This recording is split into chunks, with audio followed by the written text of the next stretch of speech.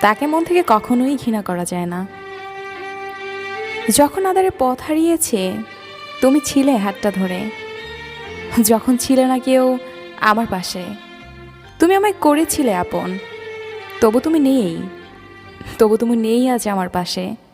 হারিয়ে গেছো বহু দূরে। তোমাকে ঠিক ততটাই ভালোবাসতাম যতটা ভালোবাসলে তোমায় মনে পড়লে কাঁদা যায়।